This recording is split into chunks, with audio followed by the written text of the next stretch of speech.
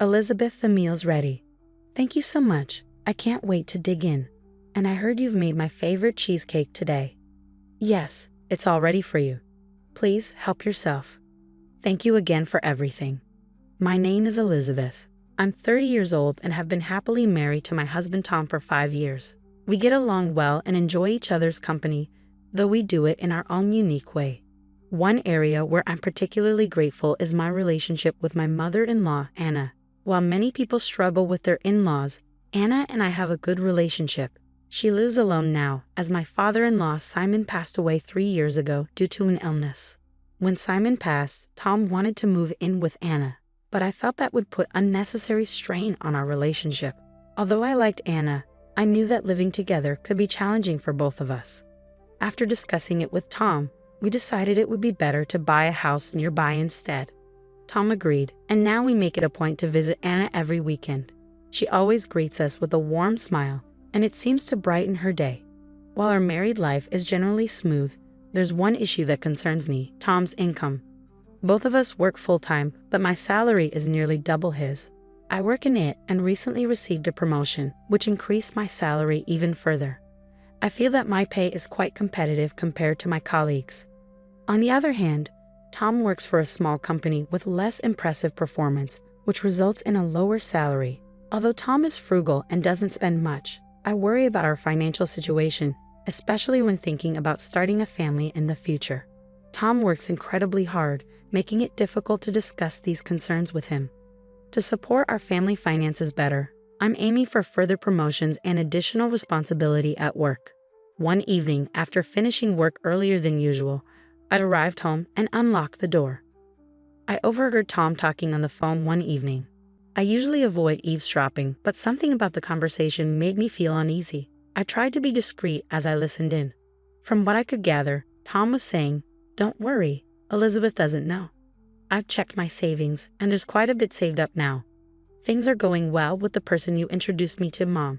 I just need to decide when to ask her for a divorce." My heart sank. Savings? Divorce? What was Tom talking about, and who was this person he mentioned? I could only guess that the person on the other end of the line was likely Anna. What were they planning? Feeling overwhelmed, I quietly left the house and went to a nearby cafe to collect my thoughts. The idea that Tom was contemplating a divorce was shocking. Was this person someone else he was involved with? And what did he mean about savings? Tom's income was modest. How could he have so much saved up? My mind was racing with questions. I ordered a coffee, hoping it would help me clear my thoughts. I took out a pen and paper to organize everything I'd heard and the possible scenarios. Gradually, a troubling hypothesis formed. Maybe Tom and Anna were plotting together to divorce me. They seemed to be stashing money away as hidden assets for Tom's new mistress. This was only a hunch, so I decided to hire a detective agency to investigate and confirm whether Tom was truly cheating on me. When I returned home from the cafe, Tom greeted me with his usual innocent smile, saying, "Welcome home." Despite his sometimes unreliable nature, I had always believed Tom to be a man of integrity. Discovering this hidden side of him was a shocking reminder of how deceptive appearances can be. A few weeks later, I received the investigation results from the detective agency. The evidence was overwhelming. Numerous photos showed Tom and his mistress entering a hotel together. It was clear that Tom was indeed unfaithful. I also uncovered the hidden savings Tom had been keeping from me. Finding proof was challenging. Tom's pay slips showed only a modest income, making it puzzling where he could have amassed such savings. Then a thought crossed my mind. I began to wonder if Tom had been showing me fake pay slips all along. Could he be forging them to deceive me? But then, I thought, Tom isn't exactly the type to handle something as complex as forging documents. If anyone were behind this, it would have to be Anna. I needed to find concrete evidence, no matter what it took. As usual, Tom and I visited Anna over the weekend. However, her behavior was unusually off. "Elizabeth, would you cook for us today?" Anna asked, her tone markedly different from before. "You know, I always cook for you. I think you should try cooking on your own more often." Surprised by her sudden change in attitude, I agreed. Until now, Anna had always insisted on cooking herself, so it felt odd to be asked to do it. I prepared several dishes using ingredients from Anna's kitchen, but when I served them, Anna refused to eat any of it. "Anna, Aren't you going to try the food? I asked. To my shock, Anna tossed the dishes into the trash and said, I can't eat this horrible food. She then pulled out some cup noodles and began preparing them. This is much better. I glanced at Tom, but he seemed to be deliberately ignoring the scene. So that's what it was all about. Tom and Anna were colluding to harass me and force me to ask for a divorce. Anna's bullying escalated as she tried to make my life increasingly difficult. She assigned me nearly all the housework. Cleaning the bathtub, scrubbing the toilet, tidying the storage room, and handling the laundry, while she lounged on the couch, watching TV. Whenever I tried to take a break, she would scold me harshly. Despite their efforts to push me towards divorce, I remained unfazed. In fact, Anna's attempts almost made me laugh. Anna's tactics became more extreme. One day, while I was cleaning the living room, she deliberately dropped a stack of dishes, shattering them on the floor. With a smirk, she said, "Oh, I'm so sorry, Elizabeth. Could you clean this up too?" She probably thought she'd finally pushed me to the edge, but I was actually impressed by her dedication to creating such chaos just to get under my skin. "Anna, are you hurt?" I asked, grabbing a brush to clean up the mess. Her irritation was palpable, and it was clear she was frustrated that her attempts to upset me had failed once again. Her frustration boiled over, and her remarks became increasingly petty. "You're so annoying," she complained. "You're always moving too efficiently. You should try to be more useless. Why are you so obedient?" Despite her continued efforts, I remained calm and focused, determined not to let her actions disrupt my peace of mind. I struggled to hold back my laughter, finding the situation almost amusing. However, Anna finally crossed a line that couldn't be ignored. One evening, as I was washing the dishes after dinner at Anna's house, she approached me and said, "You're using too much water," before slapping me on the cheek. Without thinking, I retaliated by slapping her back with my soapy hand. The impact made Anna fall to the ground. Tom rushed over, shouting, "What are you doing?" I chose to ignore him and left Anna's house. When I got home, Tom confronted me, visibly furious. "Hey, what were you thinking hitting my mom?"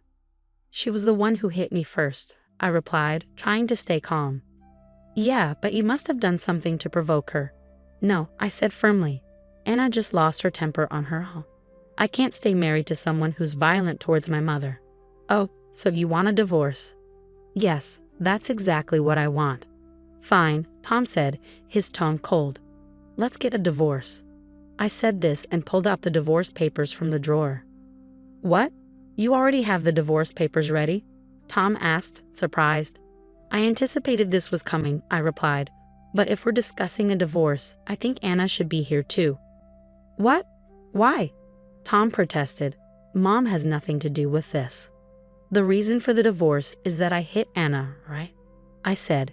"If we're going through with this, we should inform her properly."